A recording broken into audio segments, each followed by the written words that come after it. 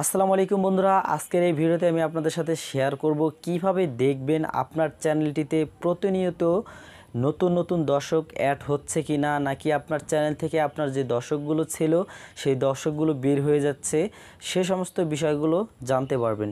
তো ভিডিওটি খুবই ইম্পর্টেন্ট একটি ভিডিও হতে চলেছে। যারা ইউটিউবে কাজ করতেছেন, যাদের মনে একটা সংশয় থেকে থাকে যে আমাদের চ্যানেলে কি নতুন দর্শক আসতেছে কিনা, নাকি আমাদের চ্যানেল থেকে আমাদের নতুন দর্শকগুলো বের হয়ে যাচ্ছে, সে সমস্ত বিষয়গুলো কিন্তু ইন ডিটেলসে কিন্তু জানতে পারবেন। তো ভিডিওটি খুবই ইন্টারেস্টিং একটি ভিডিও এবং খুবই ইম্পর্টেন্ট একটি ভিডিও হতে চলেছে। সবাই মনোযোগ সহকারে ভিডিওটি দেখবেন। তো ভিডিওটি শুরু করার আগে সবার কাছে একটি রিকোয়েস্ট থাকবে, আপনি যদি এই চ্যানেলে একজন নতুন দর্শক হয়ে থাকেন তাহলে অবশ্যই নিচ থেকে লাল সাবস্ক্রাইব বাটনে ক্লিক করে অবশ্যই চ্যানেলটি সাবস্ক্রাইব করে রাখবেন।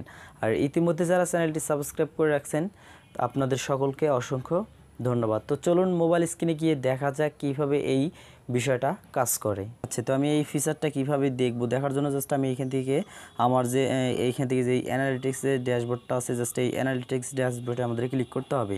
তো অ্যানালিটিক্স ড্যাশবোর্ডে যখনই ক্লিক করবেন এইখান থেকে জাস্ট এরকম একটি অপশন চলে আসবে। তো এইখান থেকে আপনি কিন্তু এইখানে ইন ডিটেলসে এইখানে কিছু নতুন ফিচার দেখতে পারবেন। যারা আগে আমরা একটা সময় যখন আমরা কম্পিউটার বা ল্যাপটপ ডেস্কটপ দিয়ে ওপেন করতাম তখন কিন্তু আমরা এই ফিচার্সগুলো কিন্তু দেখতে পারতাম। এখন কিন্তু আমাদের এই মোবাইলের মাধ্যমে কিন্তু এইগুলো কিন্তু লঞ্চ করে দেওয়া হয়েছে, যেটির মাধ্যমে আমরা নতুন নতুন বিষয়গুলো কিন্তু আমরা দেখতে পারবো। তো এখান থেকে রিয়েল টাইম ওয়াচ টাইমটা এখান থেকে 48 ঘন্টার যে ভিউজটা সেটা কিন্তু এখান থেকে দেখতে পারবো। তো আমরা এখান থেকে কী করবো, এখান থেকে চলে আসবো আমরা এখান থেকে অডিয়েন্স অপশন, এখান থেকে স্ক্রল করে নিচের দিকে আসার পর এখান থেকে যে অডিয়েন্স অপশনটাতে আপনাকে ক্লিক করতে হবে। তো অডিয়েন্স অপশনতে ক্লিক করার পর এখান থেকে আপনি দেখতে পারবেন এইখানে যে মেন ফ্যাক্টর রয়েছে সেটি হচ্ছে এইখানে। তো এইখান থেকে যদি একটু লক্ষ্য করেন দেখেন এইখানে যে ইউনিক ভিউ, তো এইটার মধ্যেই কিন্তু মূলত আমাদের যে চ্যানেলটি গ্রো হওয়ার পিছনে যে বিষয়গুলো আছে সেটা কিন্তু এইখানে লুকিয়ে আছে।